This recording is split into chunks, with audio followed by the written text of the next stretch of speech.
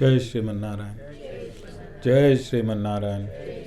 Jai Sriman Narayan. I pay my obeisances to my spiritual master, Srimad Jagadguru Sudarshan Acharya Maharaj. I pay my obeisances to Lord Sri Ramanuj.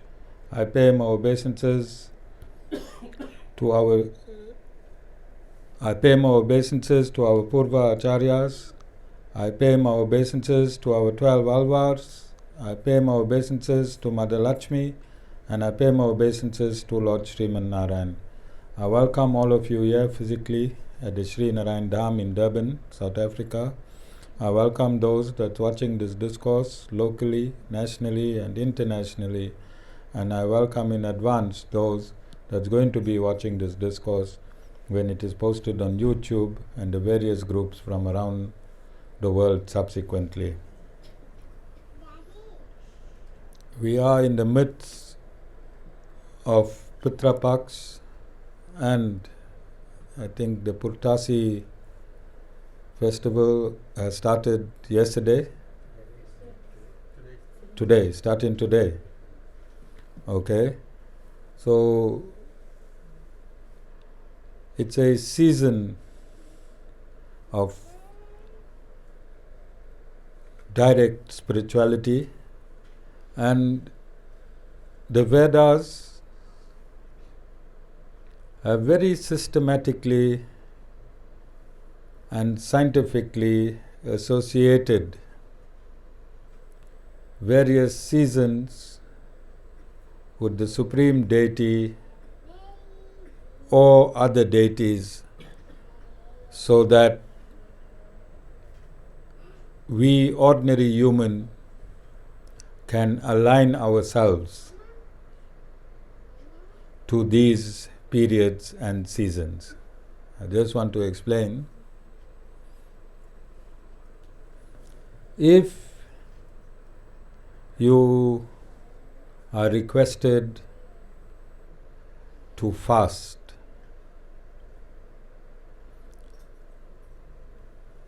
so that you may clean your human body, both mentally, psychologically, and biologically, how many of you will do it consistently?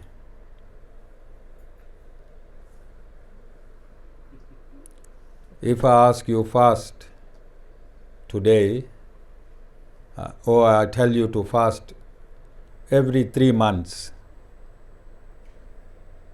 so that your body may be cleansed, your mind may be cleansed, and your consciousness may be cleansed, how many of you are going to fast every 3 months to clean your biological body, your mental body? You have a mental body, and your psychological body. How many would you adhere to cleaning yourself? Only one. All right? And I think she's the only one in this universe. We're not going to find people that would want to clean themselves. So the Vedas are devised in such a way they screen the scientific reason for your self-cleansing by attaching that cleansing period to a particular deity or the Supreme Lord Himself, or a particular set of deities. Because throughout the year, whenever you fast, for whatever duration you fast, the scientific result is the same. The scientific result is always the same, whether you fasted for Lord Hanuman Baba for 41 days, or whether you fast in Purtassi, or whether you fast in Pitru Paksha, Ram Navami, Krishna Janmashtami, or Navratri. These are all the fasting periods. Your stomach undergoes the same dimension in all of these fastings, yes or no? Your stomach does not know Ram Nomi. Your stomach does not know Pitru Paksha. Your stomach does not know Mahashiva Ratri. All your stomach knows, and it says, thank God, I have a break. See, even our baby laughed. Even our baby laughed. All your stomach, it says, thank God, I have a break. It doesn't know for what period it has a break.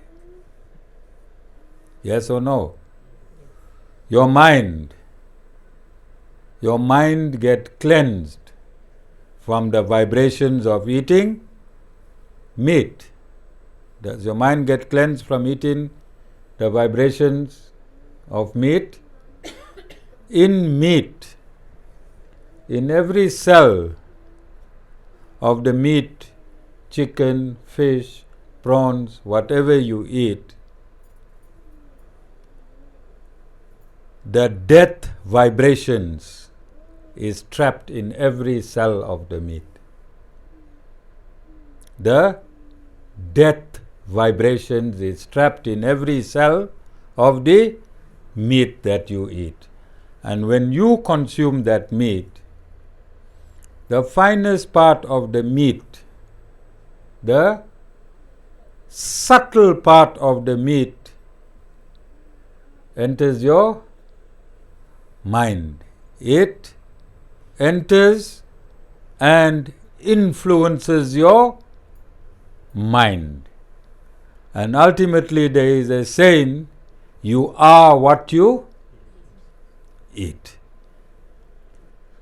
Your entire body is made up of food. You are food. Food encircled by your soul. That is what you simply are. Food encircled by a soul. Soul animates the food. Whatever you eat makes you. Whatever you eat makes you. Remember, when you was lodged in the womb of your mother, initially you was simply a soul, and then that what your mother ate transformed around you and gave you this body. Whatever your mother ate at that point in time encircled your soul and gave form to this body. So you are basically food. Whatever you eat, that is what you are. And this food is broken down in 3 portions. The subtle or the very fine portion, the medium portion, and the gross portion. The gross portion you excrete. You excrete. The gross portion you excrete. The medium and the fine portion is absorbed. The medium portion is absorbed in your body as flesh, and the fine portion is absorbed in your mind. So, in this period when you are fasting, your mind is no longer in the vibration of death throes of the cells that you consumed when you ate meat. When you eat meat, there is a violent vibration. I want you to imagine, each one of you, I'm standing with a bush knife and I want to chop your neck off. Close your eyes and imagine. Acharya ji is standing in front of you. Money or life? I've got a lot of titles to buy. To complete the M19 and the west side. Money or life? A sharp bush knife. And I want to strike you on your neck. Amita, how you feeling? Amita wants to go back home. All right? That fear of death, that fear of death is transmuted into your cells. We all have 53 trillion cells. In each cells, that fear of death is transmuted.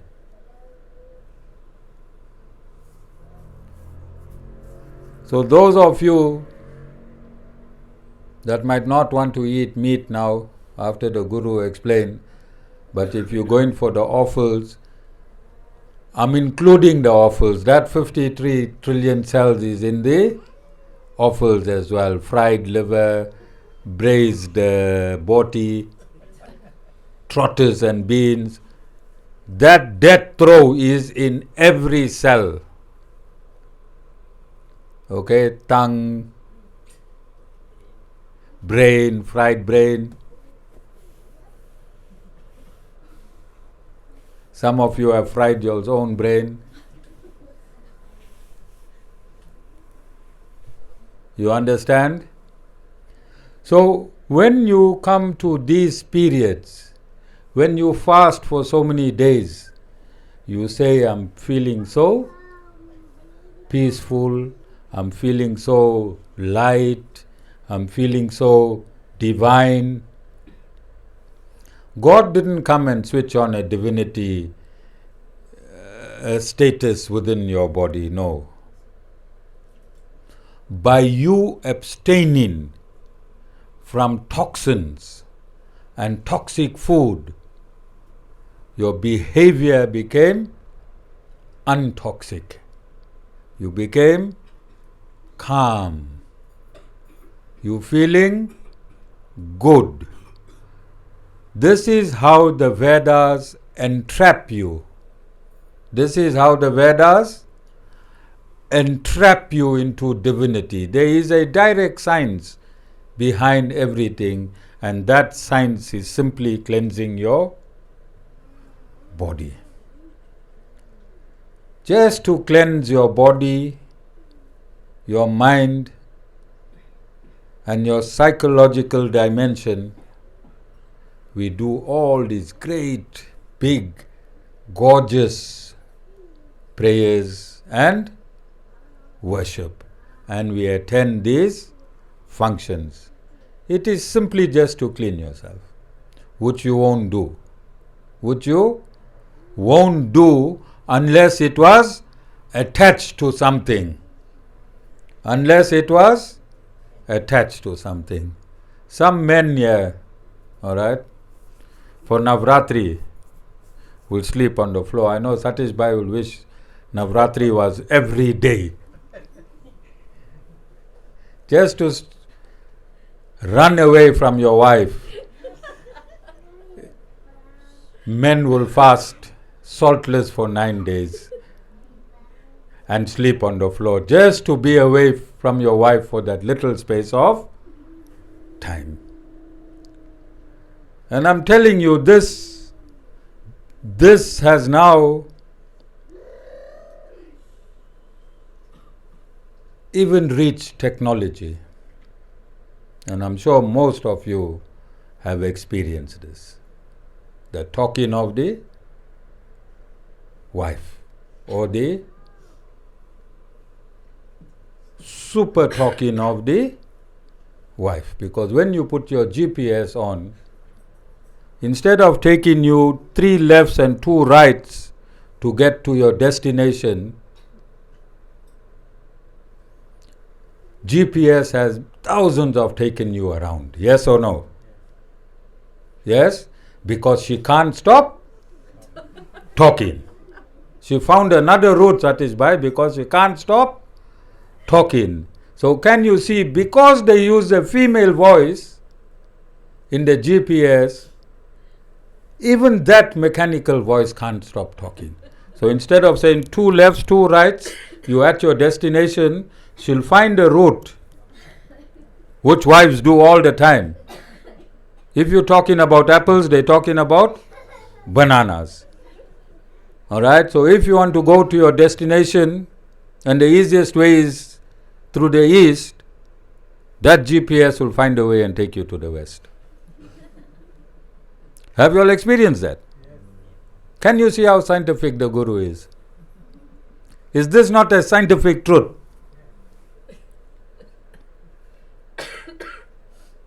And Jessica, Satish Bhai, your wife put on a poster on Facebook just before coming to satsang.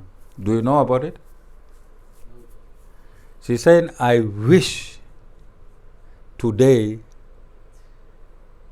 somebody can invite me for a Ram Bhajan. And she's coming to a Guru satsang. She's surrendered. She's initiated. She has her own Guru. She has her own ashram. But out of this ashram, she has another desire. Satish Bhai. Where is the surrender? If there's no Ram Bhajans at this ashram, then that's your austerities and penances. You have to suffer without Ram Bhajans. Huh? Jessica? You understand? So when you have these festivities, I want you to think scientifically, not stupidly. Think scientifically, not stupidly. Think scientifically, not stupidly. How many times I'm saying it? Bhai brought fruits just now. Alright? This is what we know. When you go to a temple, you must take fruits. You brought your small milk, Bhaiya? Pandit going to whack you. Okay, I'm not a Pandit Guru. No problem. You didn't bring the milk. Alright? So let's look at the fruit, Vimal, scientifically. Alright? So when you fast during the day, or for whatever period of hours you have fasted, the stomach is switched off. These fruits that you bring has been cooked by nature, has been cooked by the cosmos itself. It has absorbed all the cosmic energy. Apple has absorbed the cosmic energy, banana has absorbed the cosmic energy, and milk has various scientific benefits to the stomach.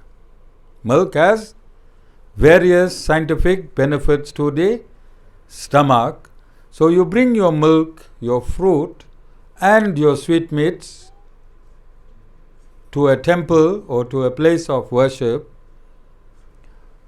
so that after your stomach has been switched off, the prasad lubricates your stomach. The cosmic energy in the fruit is assimilated quicker into your energy systems. You need energy now, isn't? So the cosmic energy that is trapped in fruits is assimilated quickly into your system to replenish the energy that is lost in the time you was not eating. It is simply scientific, Vimal Bhai. You agreeing with me? But it has been instilled in us that if you go to a place of worship, make sure you take some fruit or some sweetmeats or a container of milk. We lost the reason along the way why we bring these things. We lost the reason along the way, and now we'll simply bring the fruits. And outside religions, they make a mockery of us. They say we give in our deities fruit and milk. Yes or no? That's what they say. We are giving our deities fruit and milk to eat. They ask these questions. They say we are idol worshippers, and they say idol worshipping is prohibited in their scriptures. And in their scriptures it is stated that idol worshipping is when you worship Satan, so that Sanatan Dharmis are Satan worshippers. Yes or no? So I told you since inception that our mission is to educate our neighbors. We'll call them our neighbors. They don't know. They have been misinformed, and we have lost reason, so we cannot get up and refute. We have lost reason, and we could not get up and refute. So there was a huge debate held in India between Zakir Naik and Sri Ravi Shankar from Art of Living. From the Art of Living. So Zakir Naik has bahated the whole Vedas.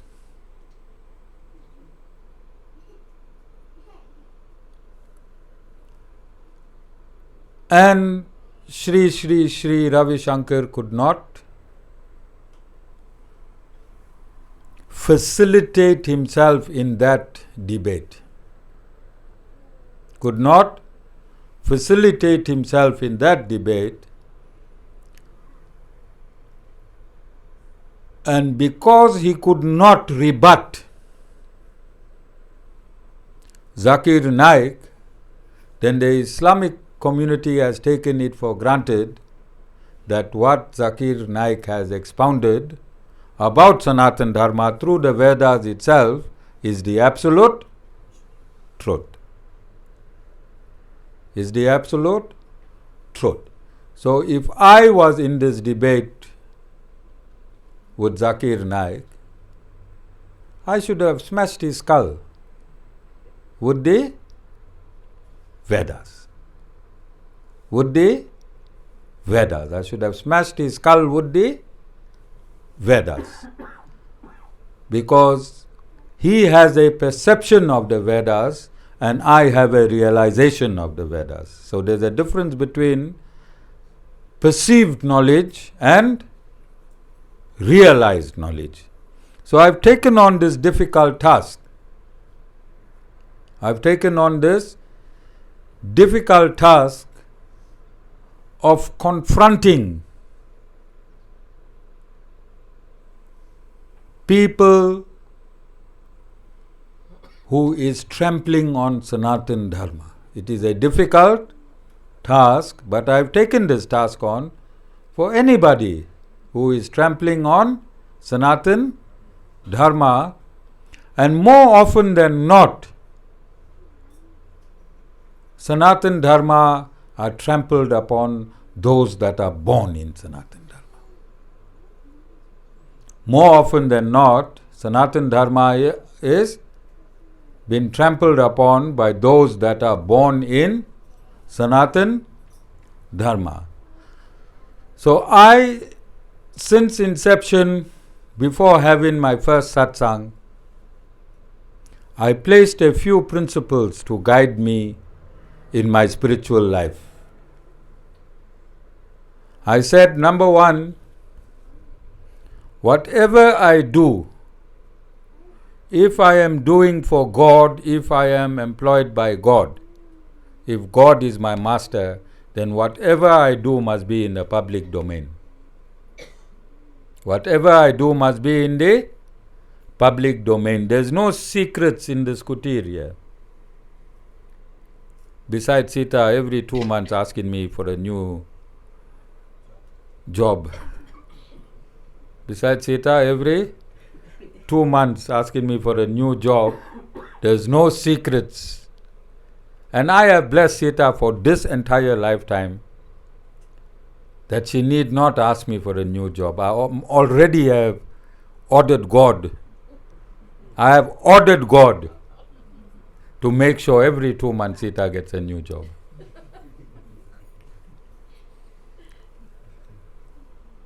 I have ordered God every 2 months Sita must get a new job. Can I order God?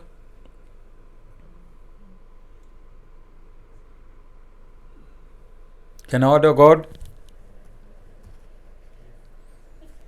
Can I order God? Let's see what God has to say. Let's see what God has to say. Srimad Bhagavatam, Canto 11, Chapter 14. With the dust of my devotees' lotus feet, I desire to purify the material worlds, which are situated within me, full stop. Thus, I always follow the footsteps of my pure devotees, who are free from all personal desire, wrapped in the thought of my pastimes, peaceful, without any feelings of enmity, and of equal disposition everywhere. So can I, Sita, instruct God to give you a job every 2 months?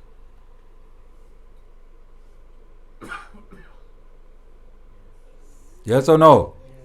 God said that who is employed by Him sincerely, who expounds Him sincerely, who does everything in the name of God, God will use that dust of that personality to purify the world. To purify the world. And He will follow. He will follow and fulfill request by such a personality. And God has never ever failed.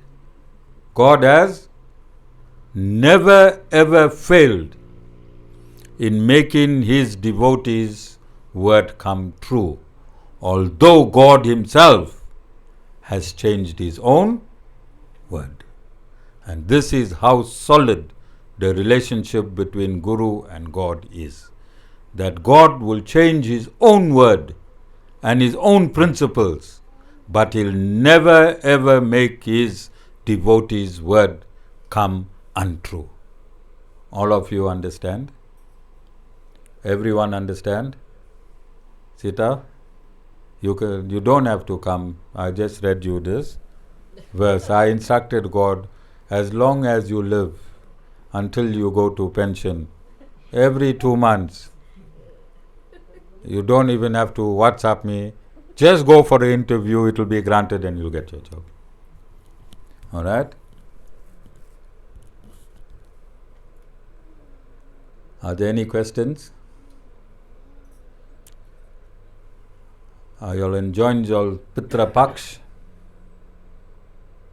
And from today, some of you all are fasting for Purtassi.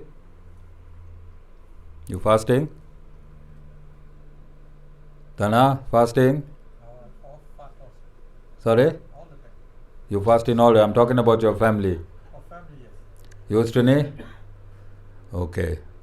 So remember, when you're fasting, although it is linked and aligned with God, it is only for your own benefit. And we must be told these things.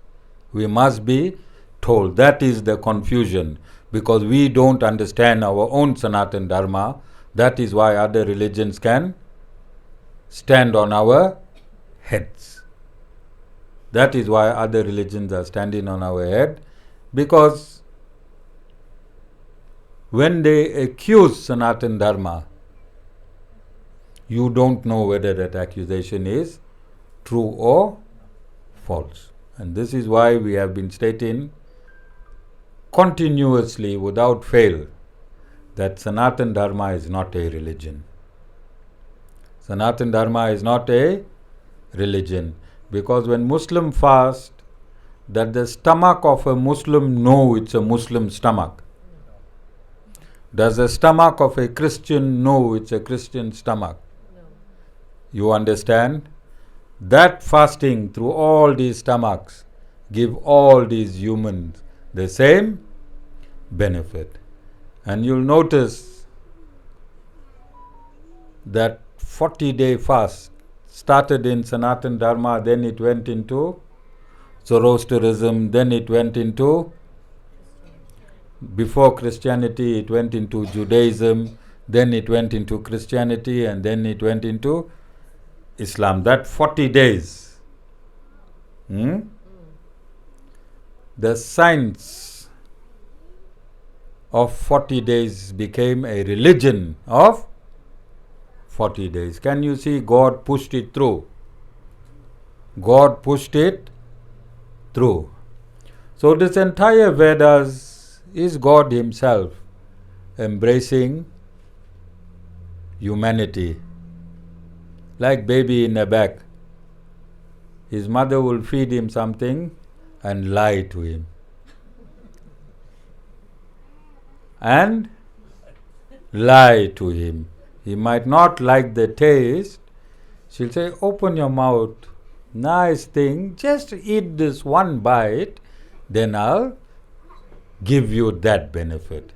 So the baby will take that sour item the mother put in his mouth for the benefit of a chocolate later. Is the mother wrong in giving the child something which will benefit the child by telling a lie? So just like that, God lies to all of us,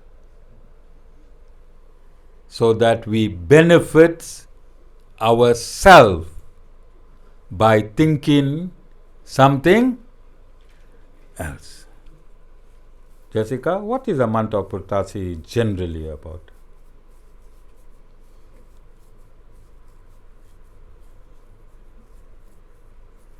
See, she was desiring the Ram Bhajan.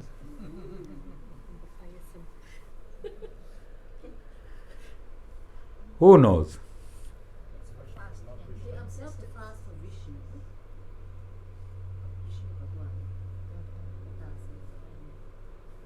Yeah, it's observed on his name, but for what scientific benefit? Everything in this universe is only science.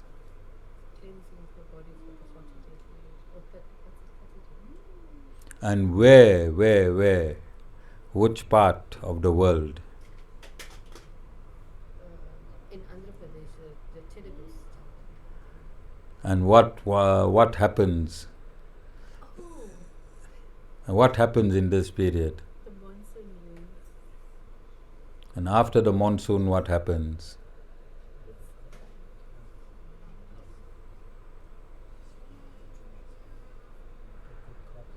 You get crop harvest and Harvest, dries. Huh? yeah. Jessica, where's the monsoon rain in Durban? Where is Durban's monsoon?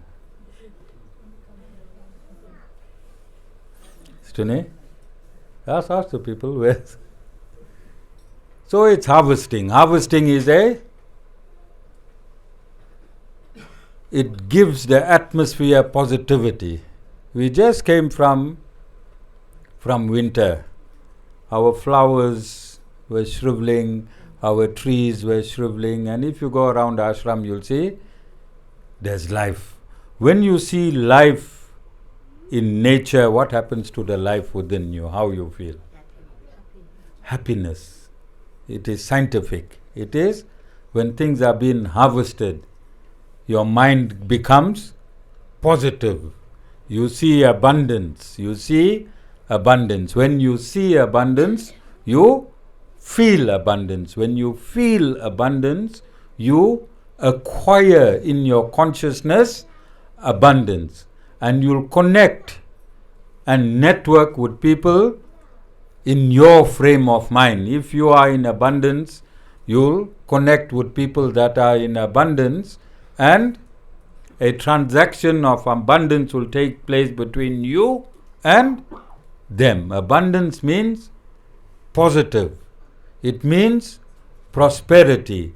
Not only money prosperity. Not only money. You cannot be prosperous. Money can't make you prosperous. Money can't make you prosperous.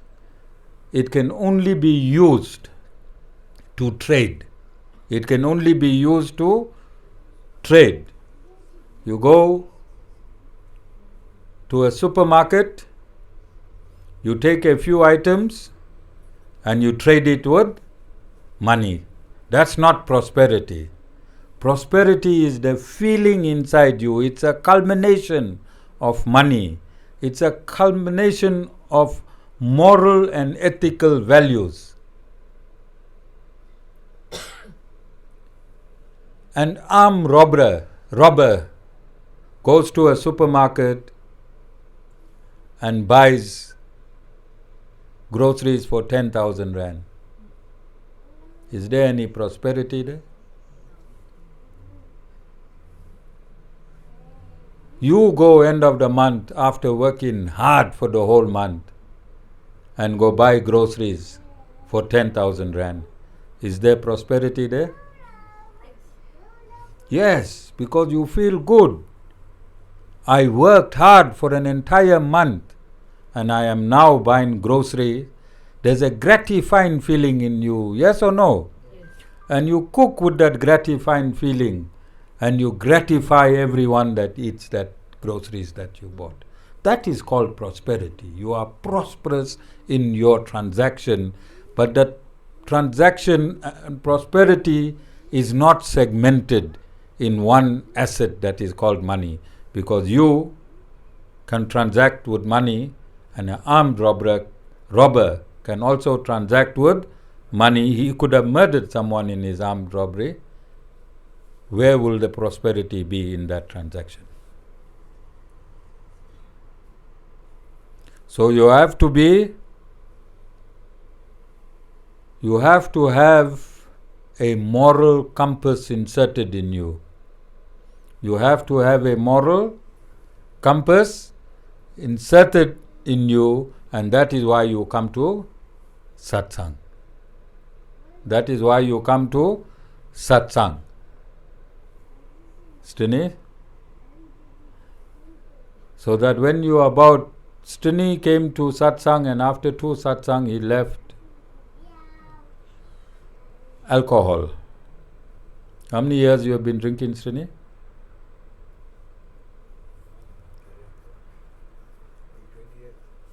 No, Stini. More than 40 years. Closer to 50 years.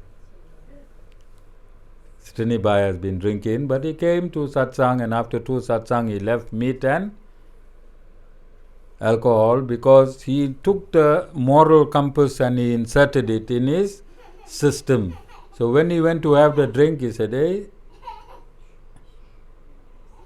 Acharya ji," put it down. When he went to take that meat, his guru's face came right in front and he put it down.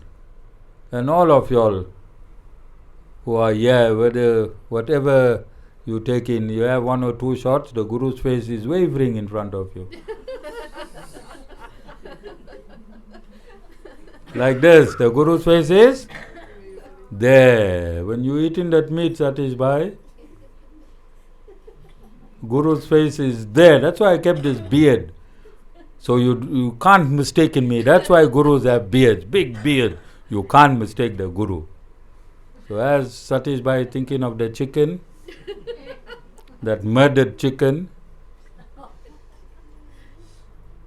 Vimal, you were not here for Krishna Janmashtami. So we said that your freezer is a mortuary. Your freezer in your house is a mortuary. It keeps a dead body there.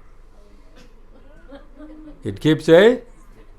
Does it matter whether the body is of an animal, a human, a reptile, aquatic? Does it matter? That chicken could be your great-grandmother or great-grandfather. So you keep in your family or somebody's dead body in your freezer and you're asking why 12 o'clock in the night there's noises in my house. Then you want to come to the Guru to get brushed. But you got a full-time mortuary. You are doing better than the funeral parlor. Because sometimes the funeral parlor got no bodies. You got a body there every day. One body out, another two bodies in.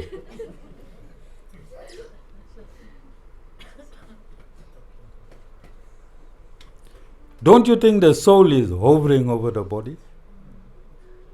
Chicken soul, goat soul, fish soul, crab soul. What else? Lamb soul, prawn soul. All these souls are in your house. Where the body is, the soul is hovering. That's why we do Pitru for all the ancestors. Yes. But in Pitru Park, you're lighting a pipe. You're pouring a nip. Your ancestors are coming and getting drunk here. They're forgetting the 14-day period. They bubble us. They're looking for the next pipe. They're looking for the shibins. And this is why you go to a shibin and drink in a shibin and you get affected, yes. And you go drink or you smoke zol or you take drug in all these places. These souls are full there. These souls live there. They live in brothels, they live in drug dens, and they live in shibins.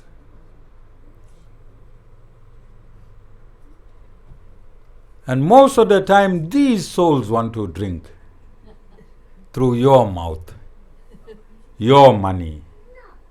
You understand? And then you think, Vimal is such a decent man. When he is sober, one nip and Ravana is nothing. And Ravana is nothing. And then next morning, you tell Vimal Bhai what he did, how he took the bush knife, how he ran round and round his house, how he nearly killed Bhabhi. Vimal said, no, you lying. That's not me. I just got a heavy headache. Yes, Vimal is right. He never speak any lies. It wasn't him. It was that bhoot that drank, made him drink. Then Vimal was ducking one side and the bhoot was operating his body. And this is why you have these twin personalities. This is why you have this twin personalities. Yeah, you're right. Because one personality is the owner of the body, the other personality is who convinced the owner of the body to drink. So the convincer acts during the drunken state. But then you get those other drinkers that will have 2 whiskeys once a month and call it a day. There's no bhoot. It's the same soul enjoying his alcohol. That same soul that's inhabiting the body enjoying the alcohol. But when you go Hararis, then you are not the drinker. You are not the drinker. You have a new family. You have a new family that's living inside you is the drinker. You understand? Same for drugs, same for gambling. Some people will go once a year to the casino and just gamble 200 rand just as a social event. Some people will take the worst type of drugs just once a year in a controlled environment, enjoy himself and go home and carry on with life. And some people will just have a social drink now and again and go home and carry on with life. Vimal Bhai. But if you take a drink on a Saturday night and if you get up Sunday morning and go round and round your vehicle to see if there's any scratch there, then you know somebody else drove your vehicle. Otherwise, Saturday night itself, you would have known how you parked your car. But if somebody else drove your vehicle, that is why you go in and sin. But that somebody else was seated in your body, used your hands, your legs, and took a lift with you, and is still continuously taking a lift with you. All right? So when you come to an ashram like this, and when you submit yourself, then the bhoot run for their lives. Both run for their lives. But you have to submit. You have to submit. As long as you don't put your hands up, as long as you don't put your hands up and say, I give up, as long as you are in denial, the bhoot will never leave. All of you understand? So please, those of you that are taking out food, Satish Bhai, yesterday I hope you didn't take out a few pipes and drop a nip. You're looking very guilty from there. All right? Try not to take out anything, not even a cigarette. Not even a cigarette. Where's the mouth to smoke, Baba? Where's the lungs to inhale that smoke? We took out our food yesterday, and that place was so windy. It was. So it has always been like that. When you take out your food, there must be wind because they are in spirit form. They are in energy form. They are energy. They'll come as energy. You need to transform the energy from gross form into the fire to light form, through light form. When you burn that food, the energy changes from gross into light form because they come in light form, and only light form can assimilate light form. You understand? You must feel them. You must feel them. You must burn all the food. The food must be outright burnt. Make your fire properly so that the food is burnt, so every morsel of that food, it's transmuted into your ancestors. Vimal, not a bride. Don't put one chops there now. All right? Only vegetarian foods. Only veg. All right? And if you are lucky, on a cloudless day, there'll be a drizzle over you. You'll wonder where this water fell from, if you are lucky. So go do it. It is scientific. It is scientific. Your ancestors are in spirit form. You can't give them food in earthly form. You are in earthly form. If I give you spirit form food to eat, will you be able to eat? You have a system. So they don't actually eat the food, the essence. They assimilate the essence of whatever you prepared. Alright? Satish Bhai. And you can do this scientifically. Become a vegetarian. Become a vegetarian.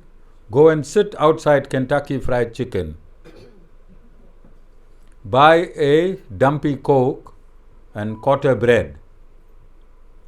Eat the bread and look at the bucket and the chicken. Eat the essence of the chicken through your eyes. Alright? Look at the entire Kentucky banner. Look at the beautiful pieces of chicken there. Alright? I don't know whether you like bucket or thrift ate with mashed potatoes. Jessica make some mashed potato at home. You got tinted windows in your vehicle. Just hit a drive-through for nothing, just to be part of the game. Go park in a park-in. Buy your dumpy and your buns and your mash from them, and then munch away. Have the essence of the chicken through your eyes, but biologically only have purified food.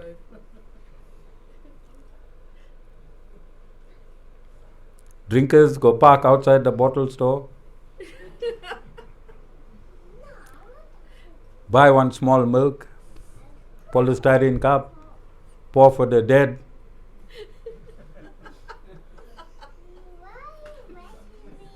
Pumal? Little bit. And we taught everyone to pour for the dead. When I was around actively, even the whites learned to pour for the dead, because I worked in a white station, and the blacks learned to pour for. Everyone was opening the cap and pouring for the dead. But was it necessary to do that? Somebody just started that tradition. It's only wasting the drink. Yeah. Because the dead is already sitting in you and made you buy the drink. Why are you pouring it outside? They're not falling for the dead, they're falling for the roof. Yeah. The boat is already sitting inside drinking With them. wood through the mouth, so that's a waste. That's a waste of alcohol. Okay, we're going to end this discourse. We'll have Aarti. Dana, you can put this, only the batteries are on. You can put it off. Jai Shriman Narayan.